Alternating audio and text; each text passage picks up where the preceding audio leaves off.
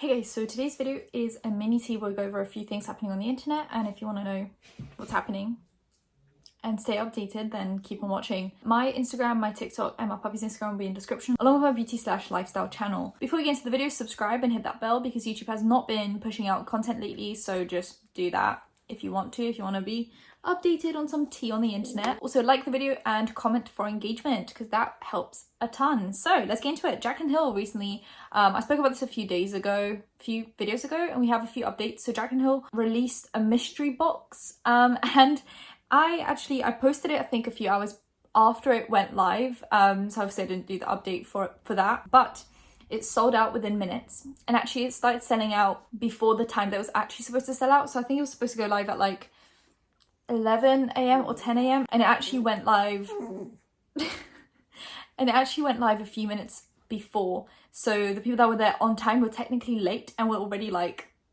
the stuff was already getting sold out. I think she released a very small quantity though, and I don't blame her because I think after being gone for that long, you don't really know what the reception is going to be. So she probably didn't want to waste money creating like too many products. It sold out, like all of the stuff sold out, and I don't think it's coming back necessarily because it was kind of like a mystery box. But then she posted Instagram stories saying that she's going into Ulta. She's going to be sold in Ulta. I have no clue how, why, or when you're going to be sold in Ulta when out of 3 launches, only 2 were semi-successful. One of them was a complete flop, like probably the biggest flop in the makeup industry. And yet Ulta's just like, yeah, we'll take you on. Okay, sure. So apparently Jack and Hill claims that it's because they've seen her lineup for her releases for 2021 and they're kind of very impressed with it. So I'm waiting for some good releases. The next story, Brooke Houts. If you don't know who Brooke Houts is, she was like a storytime teller. Then she kind of like started doing some other stuff. And then she got a puppy who was a Doberman called Sphinx. And she would basically get a bunch of views because everyone was super interested in the Doberman. And she went from getting like, bless you. She went from getting like 20,000, 50,000 views to 700,000 at some points. Basically doing like day in the life of me and my puppy, day in the life of, you know, me and a Doberman, just like stuff like that. And then she was supposed to do a funny video where she was like pranking Sphinx.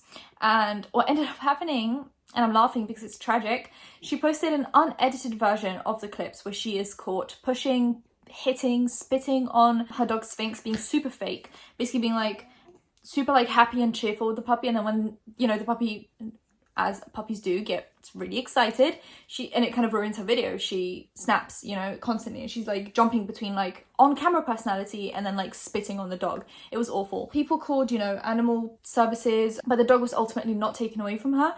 And she has now posted a video saying that she gave Sphinx up. Now, if you're wondering what the reason is, it's because Sphinx is apparently aggressive and has attacked 4 dogs on 4 different occasions. She says no one pressed any charges, but she was not able to deal with him. And even though she got training done and, you know, tried to take care of his behavioral issues, she couldn't make it work. Hi, Phoebe.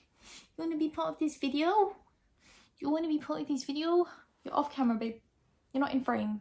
You gotta get up close and personal. Now, in my opinion, behavioral issues arose from the fact that he never got training, but also he was spit on whenever he behaved wrong. And his behavior was never wrong. She expected him to know when the camera was on and when the camera was off. And he was only supposed to be... I'm sorry. Is this the Phoebe show? Is this the Phoebe show?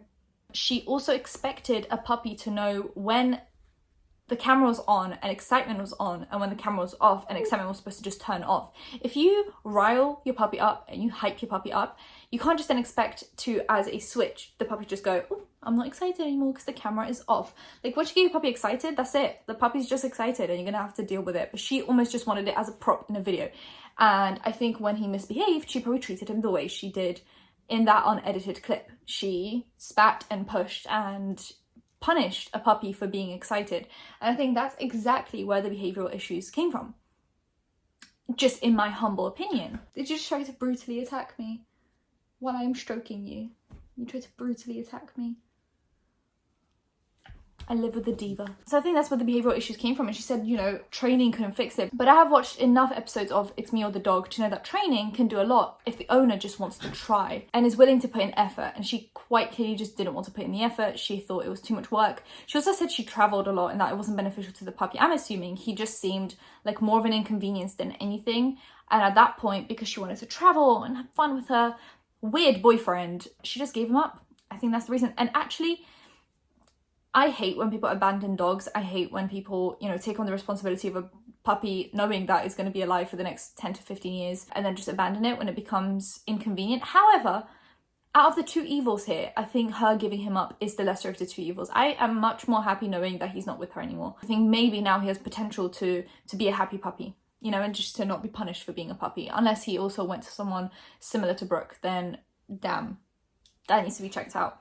But yeah, that's the situation with Brooke House. I'm kind of glad she doesn't have a puppy anymore. And I hope she doesn't buy another one. Please don't buy another one. We don't need a repeat. Then we have Hailey Pham. Full credit goes to Spill Sesh. I watched her video and I was mind blown about just what's happening. So Hailey Pham is a YouTuber who's in her early 20s, like 21-ish. And then she's dating Ryan Trahan, who's also in his early 20s. So they both got, got engaged very early on in their lives. People thought, you know, people said, you know, it's very early for them to buy a house together and do all of the stuff that they've been doing, just basically behaving like proper adults when they still have their whole life ahead of them. But that is ultimately their personal decision. I remember when that story broke, I spoke about it and I said, you know, I wouldn't want to do that, but also I am not them and they can do whatever, you know, they feel is right for their life. So I don't really have much say over that. Like, I don't really care. You know, they can get married, they cannot get married. Not my business. However, they've been doing this whole series about their marriage, you know, looking for dresses, looking for venues, looking for rings, you know, the whole shebang that you do around wedding content. And then recently, people figured out that they actually got married without filming it. They were supposed to do this whole like conclusion to their series. And they didn't let any of their fans know. They just got married in secret, no masks in sight, in the middle of a panoramic, in the middle of a parallelogram, in the middle of a pentagon. Really, no masks in sight. And people figured this out. Well, Spill Sesh actually figured this out because she saw one of Hailey's friends post a picture from the venue with Ryan's editor in the background, and then at a similar time Hailey posted a picture with Ryan's editor, and then Ryan and his like what they call like groom men, I don't know, posted a picture in like the groom's rooms suites at the venue. So quite clearly they got married and just didn't tell anyone, because I'm assuming they knew they would get backlash. Like, were they planning on hiding this from their fans for the rest of their lives? Like, if you make a whole big deal out of marriage and doing a whole series around getting married, you can't then just get married in secret and not tell anyone. Like, what, are they going to come back in a year's time and be like, oh, by the way, guys, last year we actually got married and we just didn't tell you? Or are they going to like keep it a secret for the rest of their lives, act like they just never got married? I don't know. I think it's like the right time to say, hey guys, by the way, we got married, but we just didn't want to film it because it was like an intimate situation, whatever their excuse is going to be. So yeah, I'm just very confused about the situation just as a whole. I'm like, were they planning on just never telling anyone that they got married and just keeping that a big old secret from the internet when they've literally made it like a huge deal on their channels? I don't know. I also think they could have waited. Like, realistically, would I want to associate my marriage with a pandemic? Not particularly. I think it's not like they're desperate to get married. Like, it's not like there's some kind of like an other situation that they're dealing with where they have to get married now, like they have no choice, whatever it is. They really have a choice. They don't have to get married now. They can get married next year. They can get married a year after that. They can get married at any point, because as far as we're all concerned, they don't really have like a other reason to get married. They just want to get married, which is a fair enough reason, but it doesn't need to happen now, right now, this second. So I think I could have waited. I just would never want my marriage and like possibly the happiest day of my life to be associated with a pandemic, and then like having to keep it a secret so I don't get cancelled. I think that's just like too much. And then we have a story about Jeffree Star. During the last Dramageddon, Jeffree Star was actually dropped by Morphe. So they actually stopped selling his products. They basically put all of it on sale and just tried to get rid of it. And then any stock they had, they apparently sent to TK Maxx and TJ Maxx to like put on a discount. And now for something even more shady, Morphe has now created like an exclusive with Ulta where they created these two palettes that look exactly like two of Jeffree Star's palettes. So he has like the blue one and the green one. And here are the pictures, here are the comparisons. I think they're very similar. I don't think it's a direct copy to the point where Jeffree Star could sue, definitely not. It's basically a dupe. Like, dupes are super common. Like, if people could sue over dupes, then Revolution wouldn't exist as a brand. I just think it's kind of shady considering obviously he worked with Morphe. So I think it's shady. I think it's kind of funny, but he definitely can't sue. So I hope he doesn't even try because it's embarrassing. James Charles recently popped out looking like this. It's obviously a cap because you can tell in other pictures that it like is wrinkling up in the back. But people started making jokes about it and I thought it was really funny. And then I think Pokimane joked about it and someone accused her of like mocking people that are bald. I don't think that's what she was trying to do. I think she was just trying to joke around and, you know, get in on the joke, and it just went south. And he also pretended to be pregnant, so like he had like a belly put on. I think he's filming a whole video around kind of like how it is to live a day in the life of a pregnant person. And as a woman who potentially may or may not be pregnant in the very, very, very far future, if it so happens, I'm not offended by this at all. I think it's actually kind of educational to like figure out what it's like to actually carry a belly that heavy around and have to function as a human being.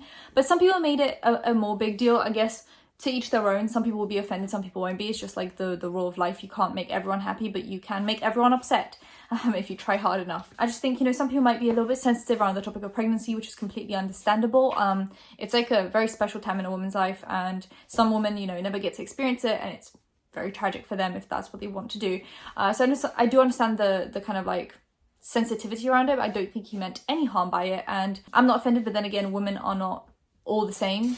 Just because I'm not offended doesn't mean another woman can't be. But everyone's having different opinions around this, so let me know what you guys think about this whole situation.